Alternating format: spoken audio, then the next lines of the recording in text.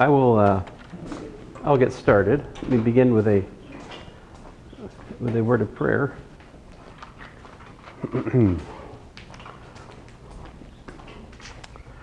Dearly Father, we thank you again for your many blessings to us. Just pray that you'd guide our steps today, help us to glorify you what we do, and just understand homotopy together, Lord. And I pray, Lord Jesus. Amen. So I think we defined homotopy last time, right? Which is, roughly speaking, the idea that we can deform one path into another in a continuous fashion, right? And so I guess we should straight away get working on so we're in Hatcher, section 1.1, which is the only section we'll cover of Hatcher. So we're just covering one section, like just one section of Hatcher, pretty much. Which, but I think that's a good start. Some of you, I hope, will come back to this in grad school. Maybe you might find yourself using this book. It would be nice to have one section worked out, one more section than some of your classmates, perhaps. That would be good. Of course, then you'll have other classmates who've worked the whole book out, such as grad school. But there's usually always someone who's a little bit more insane out there. But anyway, so let's see. Do I need to redefine homotopy, or do you guys good on that? Got it. You got that? Okay. So we showed that any two coterminal paths are homotopic in Rn because we can always conjoin them we can always go from one to the other by the line segments that connect them, right? And this is proposition 1.2.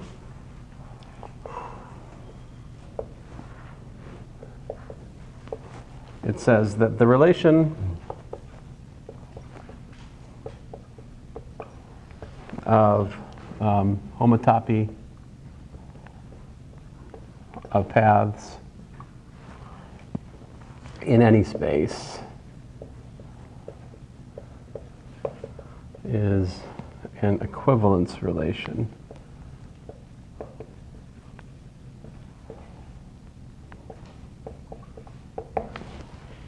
All right. So let's look at the proof. What do we need to do? So some notation. If we have a path F, then brackets F will be, basically the set G a path, right? Such that F is homotopic to G, right? So you guys help me out. Why is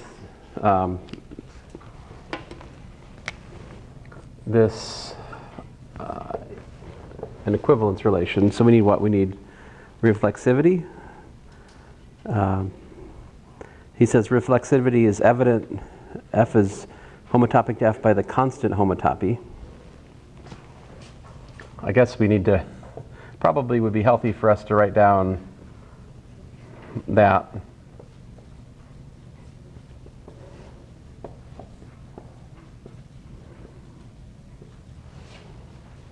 Let's see here. So I think I had what? I had F, a mapping from what was it? Like I cross I to the space, was it? Goodness gracious. Yeah, to the space. So a path is what? Let's remind ourselves. Path is what? Means something like F mapping from I to X, right? Here I is 0 to 1.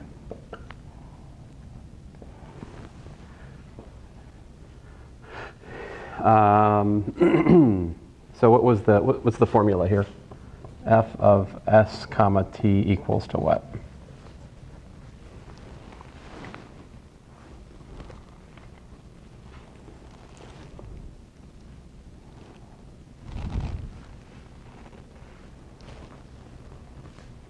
So he says I think you just do F of T, okay? Well, yeah, but the point is, you're given this F, right? Oh, yeah. So this is how you define the constant homotopy. So like, F of 0 comma T is F of T, right? And f of 1 comma t is f of t. So there, yeah, f is homotopic to f. That's the constant homotopy. Okay, so that's not especially, I might be able to get that even if I was really, really sleepy. How about symmetry?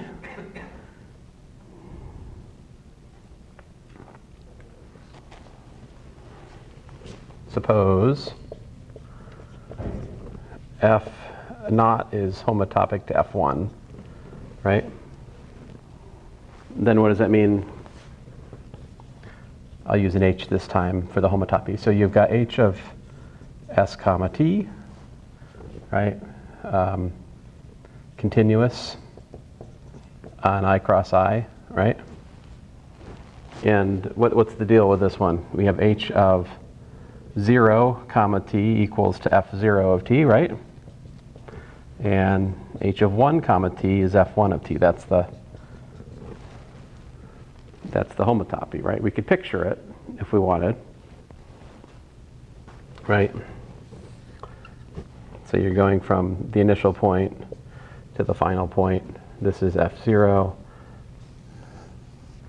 Maybe this is f1 up here, and then somewhere in between, you've got, you know, h of s comma t, which he also uses the notation phi sub s of t, right?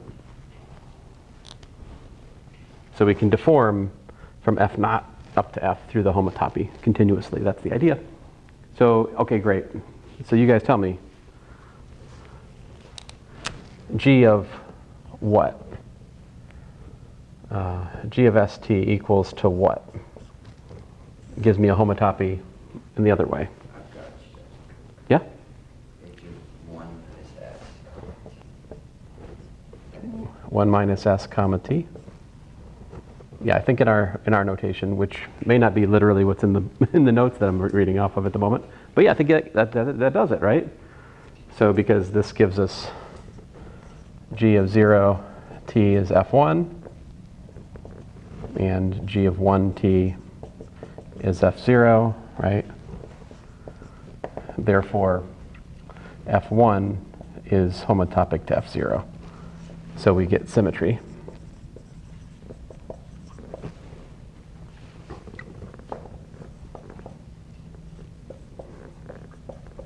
And of course, we need one more thing, right? We need transitivity, yeah.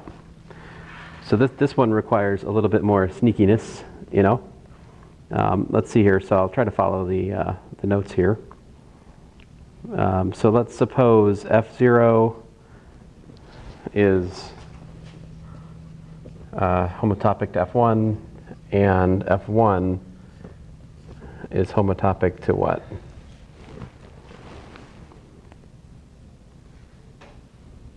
I keep losing track of this.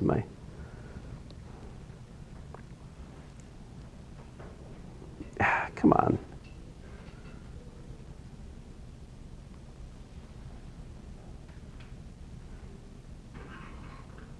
Does he do is it G1 or? I don't know. Let's forget about the book for a second here. We just do it. Let's just do it, right? We got this. So F1 homotopic to what? You pick a something else here. 4. Fine, F4. Or alt F4? Great. So thanks for that. So we have F. You know, we have F of st, which has F of 0 t equals to F0 of t, and F of 1 t equals to F1 of t, right? And this one, we've got some homotopy, let's say G, and we've got G of 0 t is F1 of t, and G of 1 t equals to F apparently 4 of t. Not my choice, but I'm settled with it. So you guys help me out. We want to build H of st such that what? We want to have H of 0 t is F0 t, right? And h1 of t is what? f4 of t.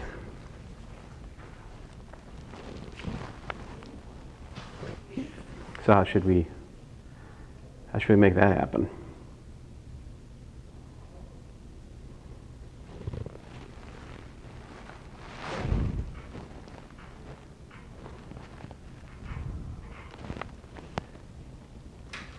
So what he does is he defines it case-wise, all right? Like this. So it's f of 2s t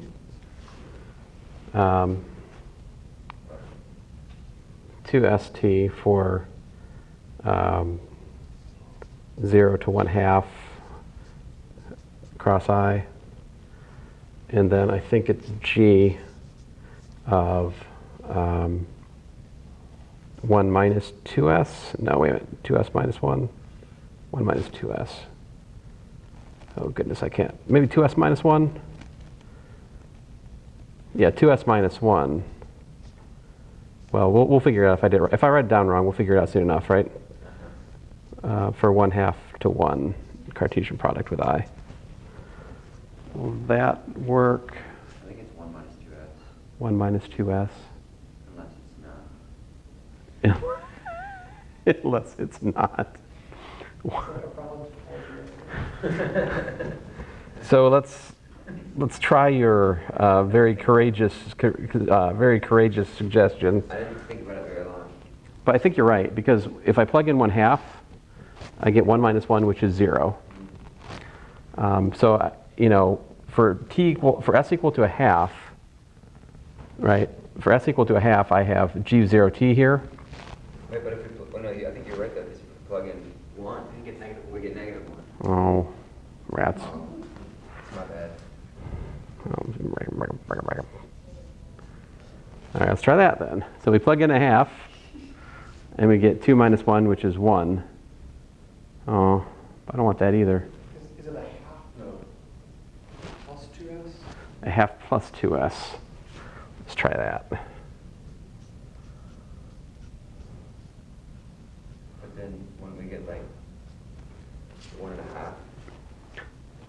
See, I want it to. To equal 1. But I'm trying to engineer h of 1/2 t to be equal to the middle one, which is f1 of t. You don't need 2s, so it could just be s for the first one, and 1/2 plus s for the second one. And the fact that you're only going up to, the s only goes up to 1/2. Oh, but I have to get to. 1. Why would 2s minus 1 not? I have to make the. I have to. I think 2s minus 1 is perfect. 2s minus 1 is All right, 2s minus 1. They have to meet in the middle because that's where they're connected. They're connected at the f1 path, which appears for the homotopy at s equal to 1 for the f, and at the homotopy for s equals to 0 for the g. So I have to glue these two cases together there, and because they're two closed intervals which are intersecting at a point, we get continuity by the so-called gluing lemma. Okay, 1/2 minus 1 minus 1 is 0. So g of 0t matches, like we do have the overlap is this equation, right? F of 1t is equal to g of 0t, which is, by the way, f1 of t, right? So that's the glue between the cases.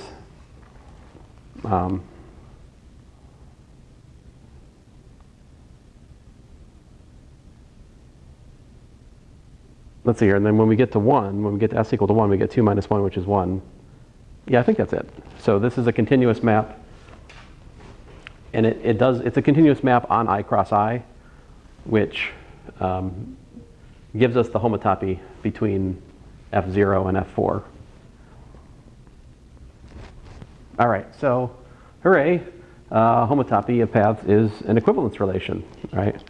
Which means that if we look at the set of all coterminal paths, right, paths that go between a given pair of points in the space, then as we look at the totality of the space of all paths, can be partitioned into sets of, equivalent, homotopically equivalent paths. Okay, so let's move on. Let us move on. So we're really not interested in coterminal paths. So honestly, we really want to get to loops, but I'll continue on here. So given paths F, G, I to X's, which is the space we're working in, such that F of 1 is equal to G of 0, all right? So let me draw a picture. We're starting maybe at X sub 0. We'll go over here to X1, and we go over here to X2, right? And maybe this is F, and this is G. Well, we can think of these as as G continuing F, right? We can talk about the product path. F. He uses a little square, which I guess I can. I'm not going to do the square. We're just going to do dot, if that's okay with you. F dot G. That traverses F first and then G, and so here it is. F dot G as a function of S. So what do you do there?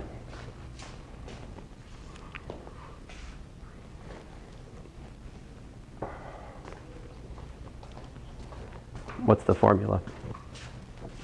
So we're burdened with a unit interval as a domain. Like that's not up for grabs. That's required of our paths. But we can just do something similar to what we did. Which is what was spoiling your intuition. This is what I was trying to do just a moment ago. Yeah. So if you're not stuck with unit interval domains, then all kinds of other more clever constructions are certainly possible.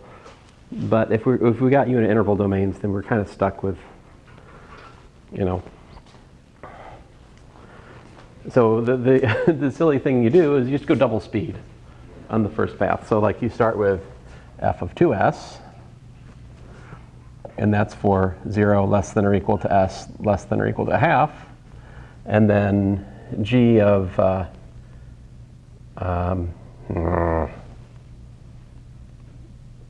and we're back to we're back to that question again, aren't we? 2s minus 1. Is it 2s minus 1? It should be. Okay. All right, so does that work?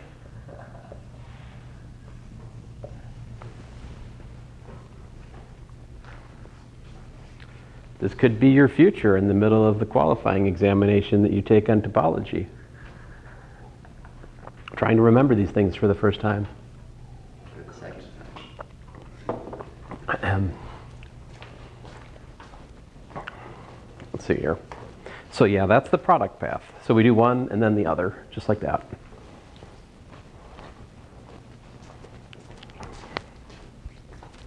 And continuity of the product path is evident because you're just, again, gluing together two continuous things, and you get a continuous thing because they agree on the overlap, which is a closed set, namely a singleton, half. So, yeah. Stop picking up the wrong page here. Yeah. I don't think our function is well defined. Uh-oh, what'd I do? We did less than or equal to twice. We have two places where 1/2 could go. Oh wait, no, but they equal the same thing. Because they both equal x1. Haha. Ah. That's the point, yeah. Oh, I got it. Yep. Besides, it says it in the book, so proof by book. Right, so, all right. Okay, so this product operation, he says, respects homotopy classes, since if, well, here's a claim. If F naught is homotopic to F1 and G naught is homotopic to G1, then F naught continued by G naught is homotopic to F1 continued by G1. Right?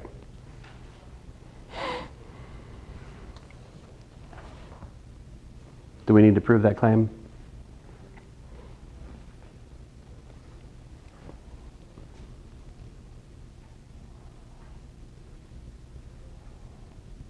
Well, rats, if I hadn't already made up your homework, that would be a decent homework problem. It's true. I guess I'll just save it for something else. Let's see here. So let's go on. Yes, yes. All right, so moving on here. So, but that is something you could prove. I don't think it would be terribly difficult. You just write down the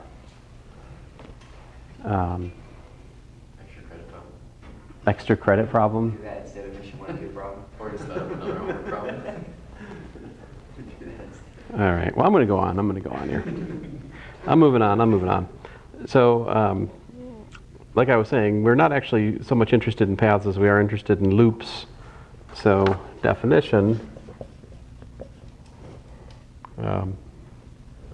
if you have path, f from I to x has f of 0 equals to f of 1 equals to x naught, then f is loop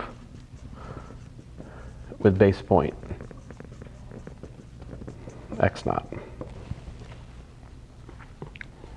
All right. And the set of all homotopy classes f of loops with base point x naught is defined to be pi 1 x naught. So here that is.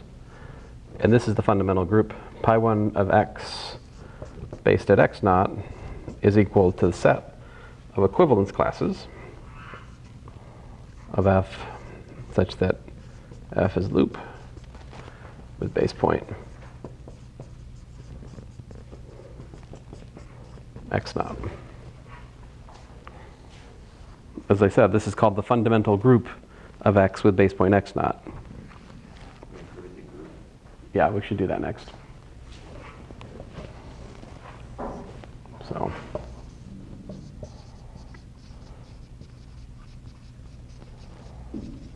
at least we'll prove part of it.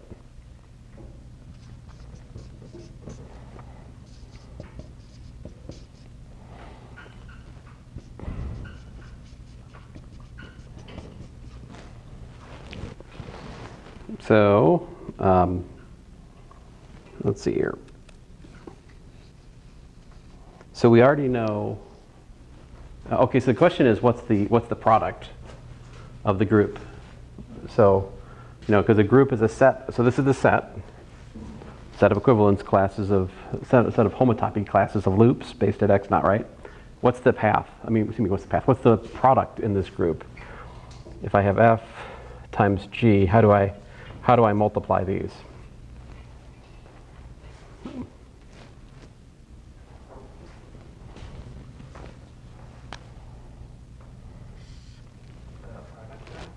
Yeah, that's it. So we just take the product of the loops. So like, here's a graphical representation. So if this is like x naught, right? And suppose this is the loop, right?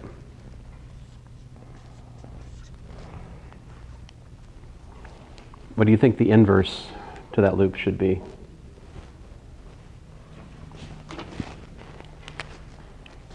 Probably just like the path going in the other direction. Right, yeah, just like that, right? Because then if that's g, then when we do f times g, we just get x naught. If you'd like the constant path. So that serves as an inverse in this group. Basically the reversal of the path is the inverse.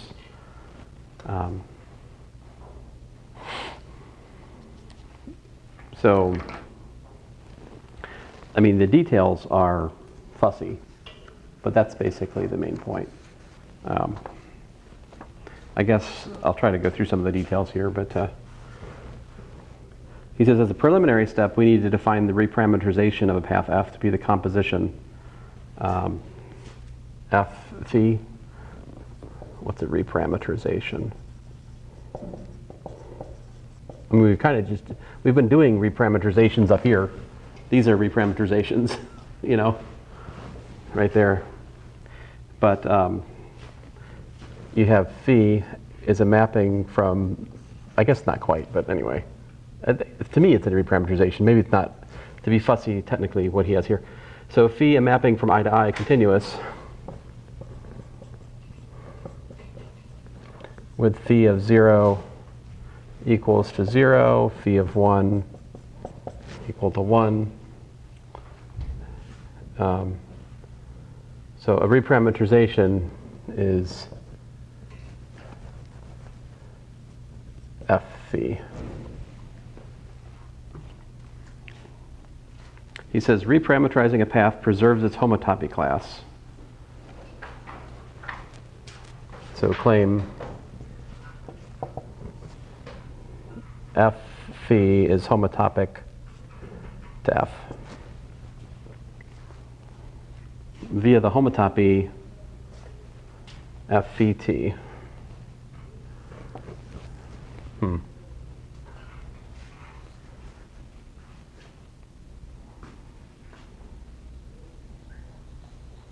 Ah.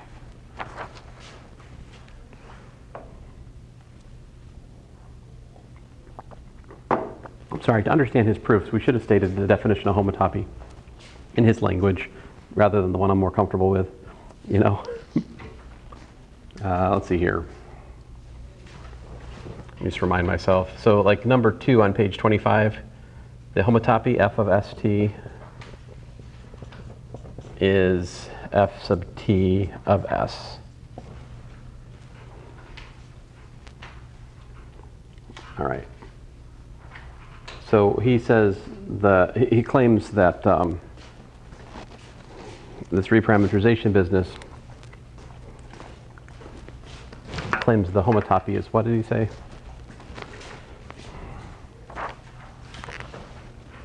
Is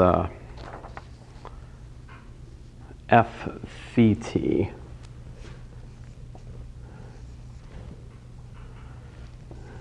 Where phi t of s is equal to 1 minus t phi of s plus ts.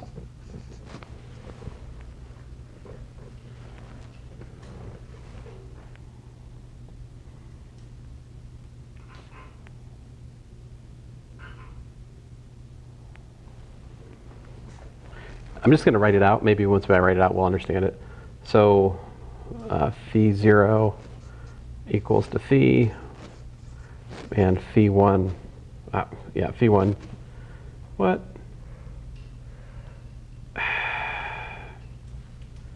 I'm confused.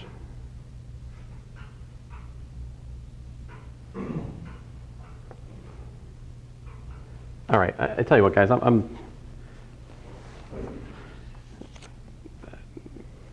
you'll forgive me. I'm going to I'm going to gloss over these details. I don't foresee good results. I think I'm going to waste 20 minutes of your time and accomplish little. Let me just sketch the proof instead, if that's okay with you guys.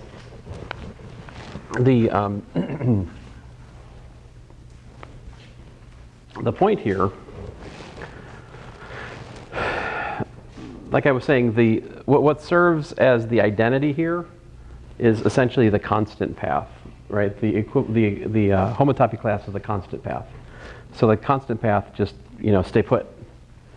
And if I have a path and I look at its, reversal, then that gives me the inverse path.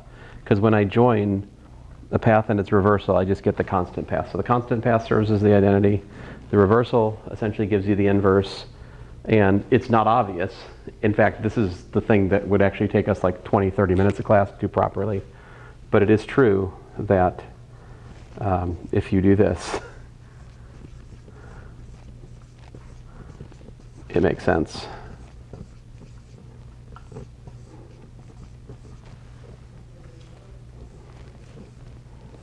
So here we would be doing F then G, right?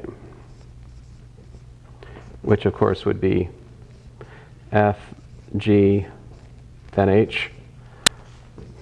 And that is equal to, in fact, the same, it's homotopic to F, then G, then H. And I don't think that's terribly easy to prove. I mean, it does require a little bit of ingenuity, and he's collapsed the thought into these sneaky diagrams with the V and such. So it would take me a couple of hours to work through this properly as a student, honestly. Am I right, Jack? Yeah. Yeah. You've done that? Yeah. Yeah. Yeah, it takes a little bit, but I mean the book gives or like these notes give a good idea of how to do it. But. But I'm actually more interested in what we can do with the fundamental group than proving it is a group. But one thing we can do immediately is, so like example 1, if X is convex subset of, say, Rn, right? Then, you know, if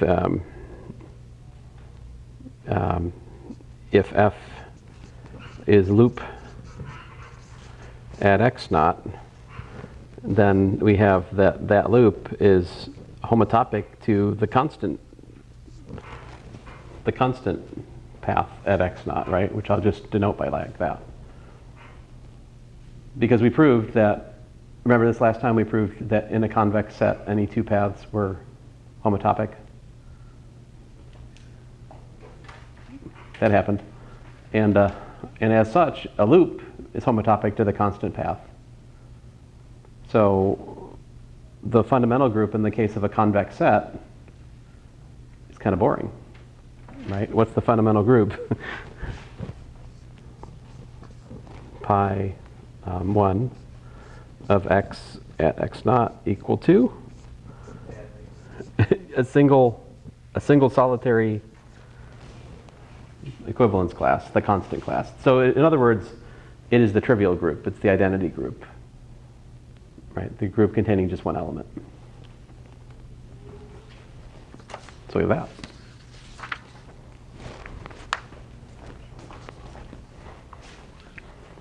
All right.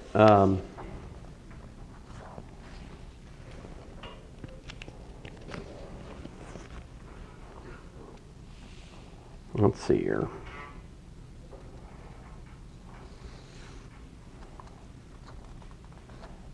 So I'm going to go ahead and skip ahead to the fundamental group of the circle. All right.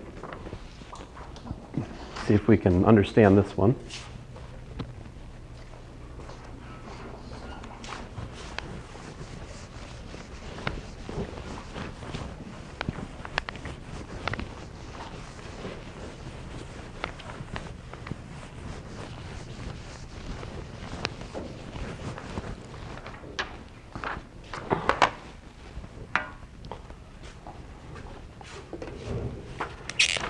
So here's the theorem, 1.7. It says pi, the fundamental group of the circle, is an infinite cyclic group generated by the homotopy class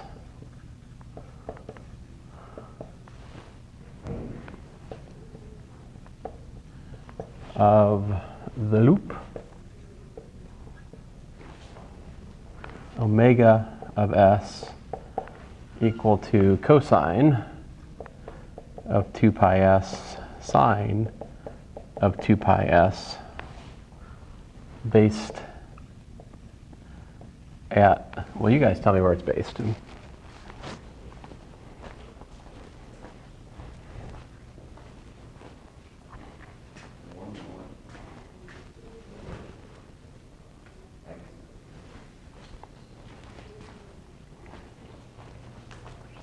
Where's that?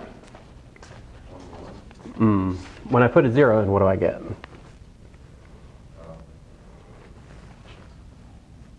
That's 0, 1. Then what is off? I got a picture in my head. Oh no. Okay. So 1, 0. Based at 1, 0. My bad.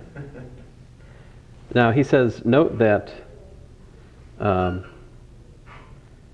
right, so he's got some claims that are, I think, pretty much evident geometrically, and we're going to be content with that, you know? At least I'm going to be content with that. You guys can fuss and fume over the proof of the next thing I'm about to say, but I think it's pretty obvious and pretty believable. What happens, so what do you mean? Let's talk through this. What do I mean by omega to the nth power? What's that mean in this context? Yeah. The product path omega n times Right. be a really fast s or high n, I guess. That's just like you're going around in a circle that fast. Yeah, n-fold. We're going around the circle n-fold times, right? So he says that is in fact the equivalence class of omega sub n. And that's meaningless until I say where omega sub n of s is defined to be cosine 2 pi ns sine of 2 pi ns. And you're right, you're just going around the circle n times as fast. If you want to think about it physically speaking. Sure, yeah. But it's also the, supposing n is positive, of course, here, right? If n is negative, then we're going around the circle instead of, this is the circle clockwise one time. Omega goes clockwise, listen to me, counterclockwise one time. If n was negative, you'd be going n-fold clockwise turns around the circle. And then still, that's just a representative, right? Because it's the homotopy class of that. Although I will admit it's hard to envision much other than that on the circle itself, There's not a lot of wiggle room. There is a lot of wiggle room around the circle. Well, yeah, but okay, so he says the theorem is therefore equivalent to the statement that every loop in S1 based at 1, 0 is homotopic to omega n for a unique n in Z. So this, so if it, infinite cyclic group, what's that mean? Yeah, you guys know this, right? Like 1 is Z, right?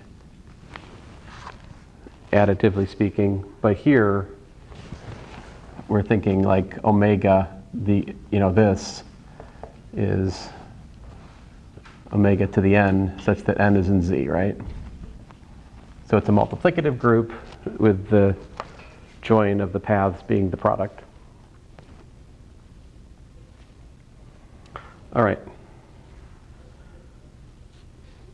So again, the idea is to show that omega sub n is, every loop is homotopic to omega sub n for a unique n in Z. That's the claim. Every loop in S1 is homotopic to omega n for some choice n in Z. That's what has to be proved here in order to prove the theorem.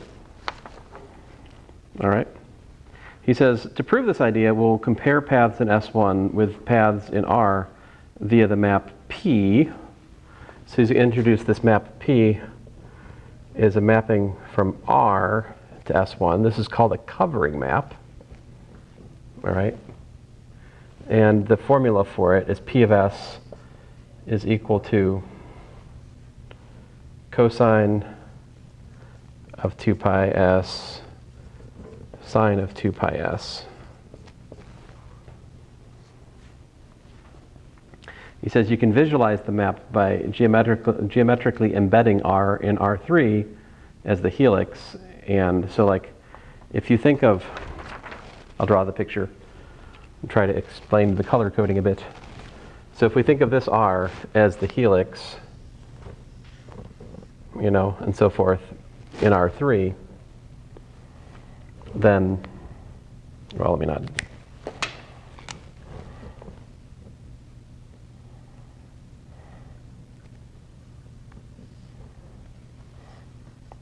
Whatever. I tried. So, oh, there's the base point, right? So this projects the helix down onto the unit circle, right?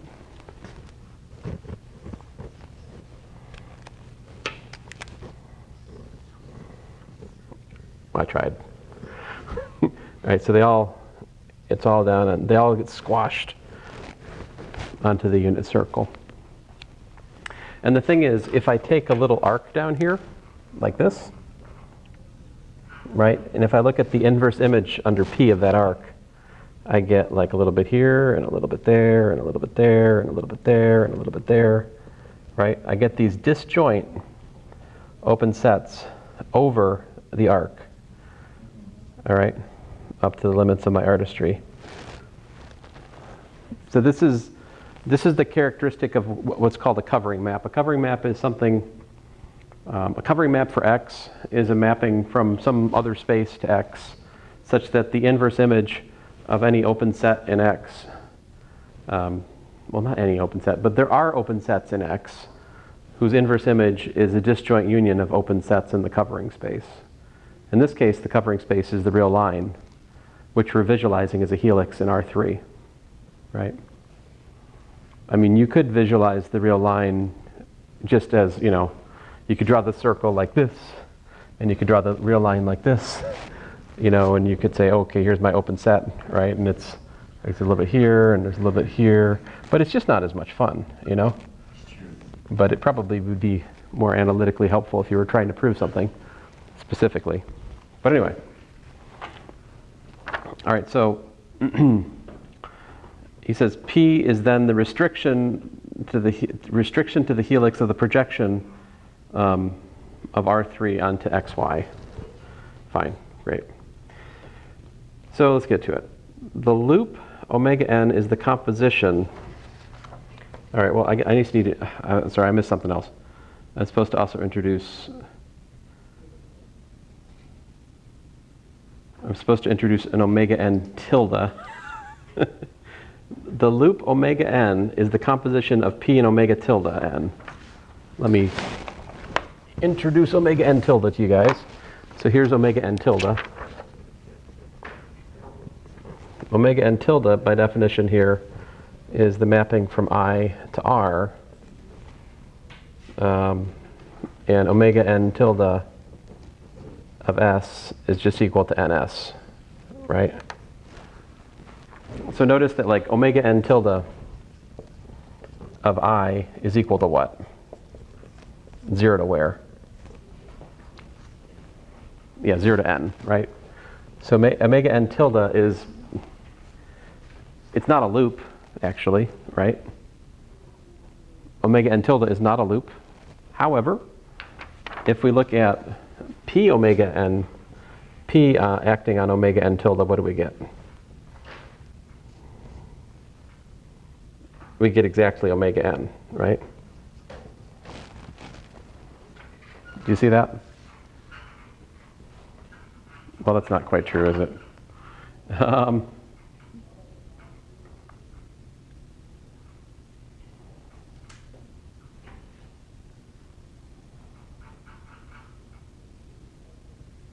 Well, I think so. I think that's true. Because we get ns instead of s. It would be 2 pi ns, 2 pi omega n tilde in the argument. Which is the same thing as 2 pi ns, like we did when we defined omega ns. Yeah.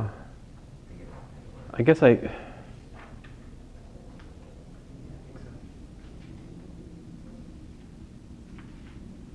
Oh yeah. Okay, this is just literally true. I'm an idiot. It's fine. Good. All right, so notice that, and it still works for n positive or negative, right? By the way, of course, this, if n is less than 0, this isn't accurate, right? But for negative n, it would go like. It should be a clockwise loop if n is negative. Anyway, so what all this means is this is expressed as the relation omega n tilde is a lift of omega n. Omega n tilde is a lift of omega n in this context. All right.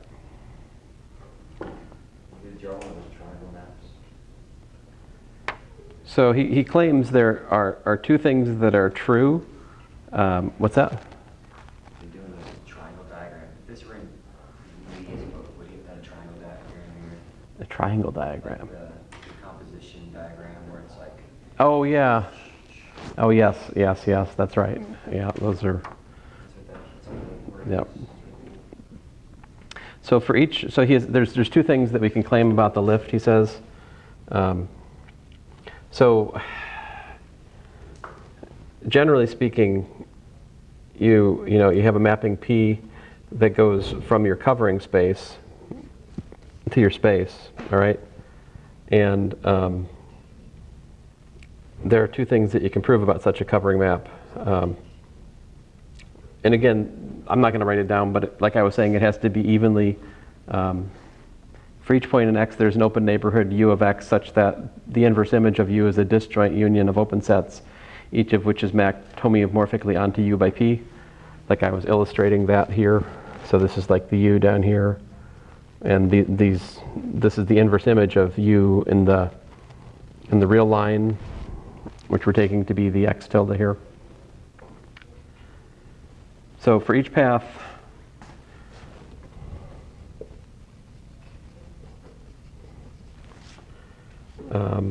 F from I to X with base point starting at X naught, and each X tilde naught in P inverse of X naught, there exists a unique lift F tilde that goes from I to X tilde starting at X tilde naught.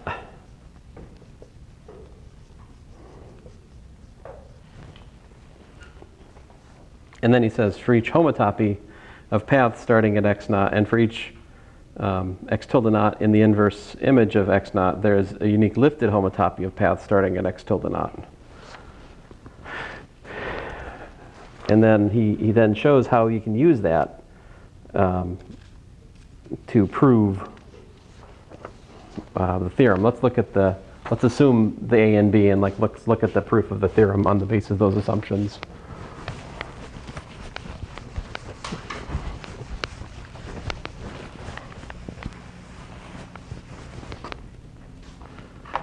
So here's the proof. So we're going to assume the A and the B, which I have not written, but you guys can read in the handout, right?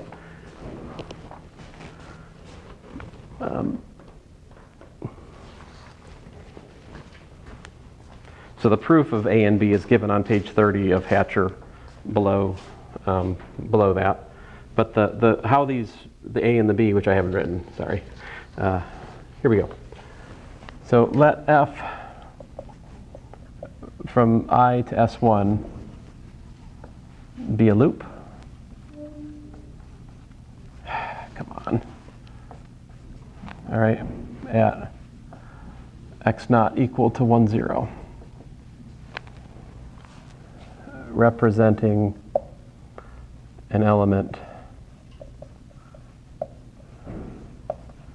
of pi 1 of S1 at x naught. All right, great. By A, there exists lift F tilde starting at 0.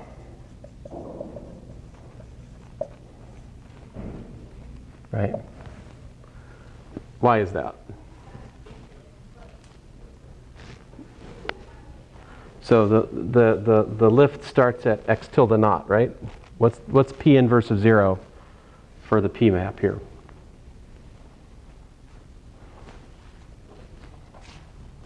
So if I plug in 1, 0, the inverse image is 0. Okay, so that's why 0 is here. F tilde starting at 0. This path, F tilde, ends at some n in Z. Since P F tilde of 1 is equal to F of 1 is equal to x naught. And the inverse image of x naught is equal to the integers, which is of course a subset of the reals. He says another path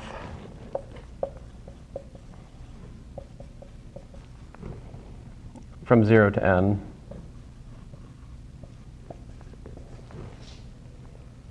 is omega tilde n that we talked about before, right? And our lift F tilde is homotopic to our omega n tilde by 1 minus t F tilde plus t omega n tilde. So if you plug in t equals to 0, you get f tilde. If you plug t equals to 1, you get omega n tilde, right? So his way of writing the homotopy suppresses the s from the startup class, right? I mean, he's using t in the place where I was using s, is what I'm saying, right? So like, it's a much faster way of communicating homotopy, you know? But that is the homotopy between the lift and that omega tilde n, right? He says then, composing this homotopy with P gives a homotopy, so I'll just say it implies that F is homotopic to omega n. And that, of course, then means that F is equal to the equivalence class of F is equal to the equivalence class of omega n. All right. And then he says, okay, so to show that n is uniquely determined by F, suppose that F is, so that's half of it. Now we need to show that, in fact, there's no ambiguity in the choice of n, right? So suppose that you had F, rats. Suppose you had F was homotopic to omega n, and F was homotopic to omega m. All right? Then by transitivity, what would we have? Omega m would be homotopic to omega n, right?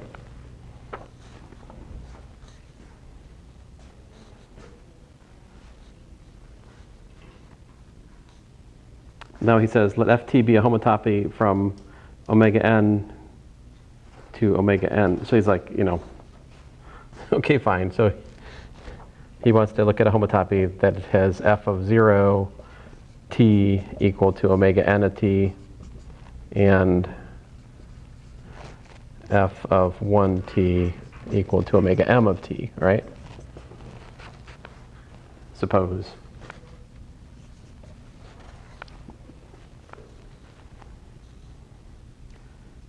Then by part B,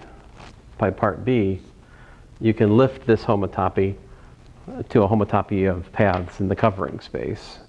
The part B I haven't written down, but this then implies that basically, goodness gracious, by B, let me just write down. By my mind, my eyes keep jumping. By B, this homotopy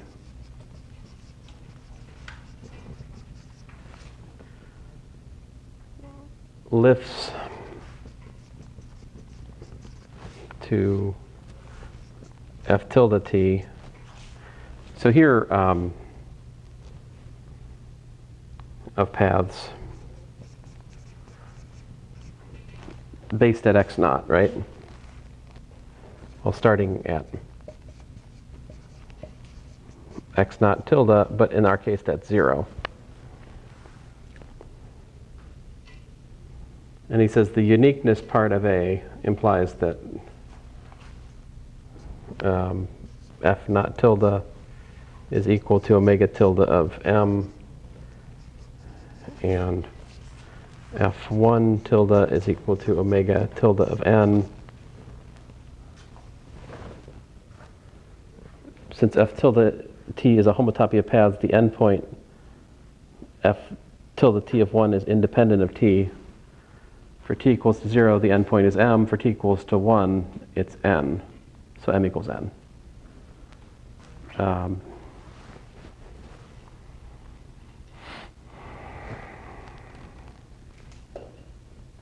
Well, anyway, I tried. So, up to homotopy, here's the proof. So my apologies. I'm trying, you guys, but all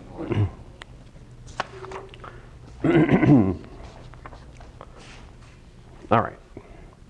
So, and then of course he spends another page proving that the A and the B that we use to prove the fundamental group of the circle is Z, in fact are true. And then those are important to prove in general because these properties of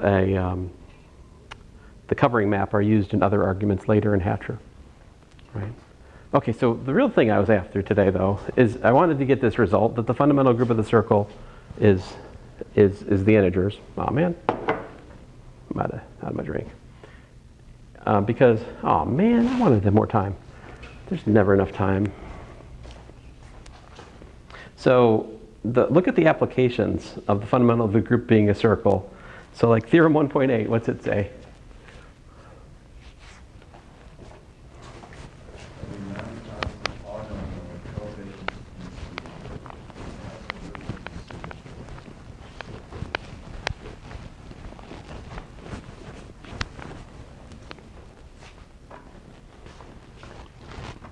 So I don't think we have time to prove these, but at least I want to state them because it kind of it's surprising, you know?